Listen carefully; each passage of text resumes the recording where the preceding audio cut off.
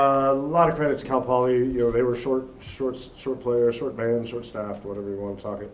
I thought they came out and defensively played hard the way they normally do. That's what they hang their hat on, and they did a good job at that. And I thought it took us a little while to get into a flow. Obviously, with them being down a player, they kind of switched up what they were doing defensively, and so our scout was out the window at that point. We had to adjust to them, and I thought our players did a good job of adjusting. It's, getting through the mud of about 10 days off there. So credit Cal Poly, but a lot of credit to our players for sticking with it. Yeah, what are the feelings, emotions after this win? For me? Yeah, No. for you. Oh, no? Player? Okay, whoever wants to answer first. Do you need the microphone moved? Yeah, thank you. Well, for me, I'm from the Midwest, so I'm so excited to go to the Midwest and play in front of my family. I have so many people already texting me and going crazy about this. And obviously, as Coach Bradley mentioned, another Pacific team hasn't made it past this round. It's one time, I believe it was. So just all this excitement of making history with a group of girls who are amazing, and we've been grinding through since summer, sacrificing so much, barely any off time, battling through injuries. So it's just, I don't know. And after everything happened in WCC tournament and, we didn't make it to NCAA, this was just a great opportunity for us to make history and let people know, Pacific women's basketball is on the uprise. And we're just so excited. I'm excited, at least. Well, we did mention already the rust that we had to knock off a little bit, but I think down the stretch we did a good job of just, maintaining the cushion that we had. We knew what was working. We knew putting the ball in the paint, transition buckets, kick out threes. That was what was working for us, and I think down the stretch we went more to that, and ultimately, it made us successful. So I think locking in down the stretch helped a lot. This team likes pressure. The further we get, the more excited we get. So I think, you saw it with Katie. She's super excited to play in front of her family. I know there was family here tonight. So this is just an opportunity for us to keep playing while other people are at home right now. So I think that's just exciting by itself. Well, I think as all three have been touching on here, we just withstand a lot of diversity, and through the ups and through the downs of the game, I feel like we just played together and we just found what worked for us and just kept doing that throughout the whole game. What eventually, made us win this game was just playing together and playing for each other. What was it like just playing a postseason game on your home court and in front of your home fans? Well, this is my 5th year in college, and I have never played a postseason game, so I was super excited to play and to get this opportunity. And I'm just as excited as Katie to just keep playing and just because each and every game isn't given in this time of the season, so every game that we get, I'm just super excited to get the opportunity to play. The rhythm of the game, I'll ask the players, the rhythm of the game was rough in that first half. A lot of silly turnovers that you normally don't see the Tigers make.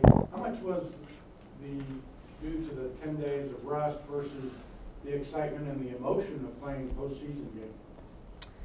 I feel like maybe it was more so we were focused a lot on defense and rebounding, so maybe the zone that was thrown at us, we didn't adjust well because we just maybe weren't prepared or weren't expecting as much as other things that we were prepared for.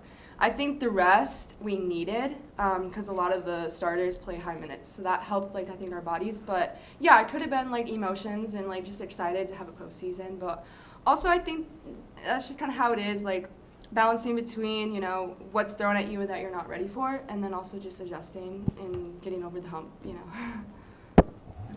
When you're playing in Vegas and that WCC tournament, you're on this high. You're we're playing for everything right now. This is our one opportunity to get to the NCAA tournament. This is where we want to be.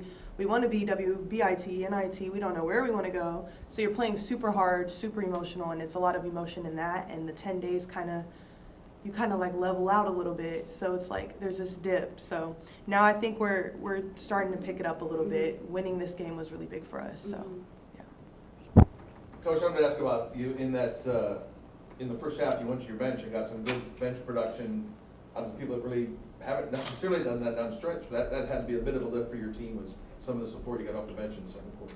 Yeah, I actually thought maybe it was against USF. Our bench had a pretty big day. And sometimes when things just aren't flowing as well as they normally do, you just make some subs and you just keep it going and hope that you can kind of knock that rust off, as we were talking about earlier. Sometimes it's not always just going to be timeouts, especially you don't want to burn the ball in the first half. But credit to our bench. Nia Lowry did a great job coming off the bench, and she always provides a spark defensively. Maddie Ennis provides that energy that we need, and Rosie anchors us down in there. But yeah, Sid came in, gave us some minutes, and Kenley came in, gave us some good minutes as well. And Lauren Glazier, I thought, really kind of kept us going in that second quarter, I think specifically. So you need that, especially in the postseason. When we talk about rust, talk about fatigue, you need a little bit of a boost sometimes. And everybody on this team has really bought into their role this year. So a game like today kind of makes you proud of them. Coach Anaya had a pretty quiet game numbers-wise for her, but she was involved in many different aspects. Were they doing something to her defensively that kind of took her out of her rhythm a bit, or was talk about Naya specifically? I mean, the zone they've always zoned a little bit, but not as much as they did tonight, and I think that was due to being shorthand a little bit. But I thought the biggest thing for getting Anaya in rhythm is when she started at the point guard and you make the pass, it's got to swing back through. We've got to have some ball reversal. We just didn't have that early in the first half, and she wasn't getting a second touch on the ball a lot. So I thought that contributed to her kind of getting it going. And then in the second half, I thought she pushed in transition a couple times and just created. But she still filled stats, and 3 boards, 5 assists, 4 drawn fouls, all the above. She still filled stats as she normally does. Sometimes you got to win when you can't score it, and typically we've scored a little bit better, and it's good that tonight we were not just able to defend, because they do shoot a lot of threes. I think they shot 29 or something like that, but also to rebound, and to out-rebound them by 20. We haven't done that. I couldn't even tell you how long. We should give out Chick-fil-A sandwiches for that. But that was key. Cal Poly was in here before you, and they were talking about the physicality of the game. Their coach said it was obvious that Pacific was way more physical than their team. How, from your standpoint, how big of a difference do you think just the physicality of the game is? It was a physical game. I thought it was, and this is not knocking the officials, it was a little bit inconsistent on what's a foul, what's not a foul, and I think we were physically bigger and stronger, but they are typically more aggressive on the defensive end than they were tonight. I thought the zone, they kind of held back until the fourth quarter, but when they finally started pressing, which they'll typically do early, and I just think short man tonight, they waited for a little bit for that. One last question, Coach. What does it mean for the program to get a home postseason game, to win the game, and continue playing in March? It's always fun to play at home, and at this point, I'm just really proud of the team. There's not a ton of Pacific teams that get a chance to go to the postseason, let alone advance.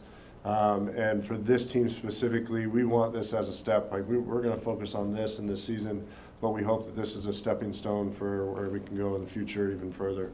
And our aspirations are that. But a lot of credit to this team. We've been going strong since July 6th with the foreign tour that we had and everything. So that's about 9 months if my math is correct. And they're still having fun playing together and still having fun getting out on the floor. Everybody okay? Any questions? Great, thank you. All right, thank you.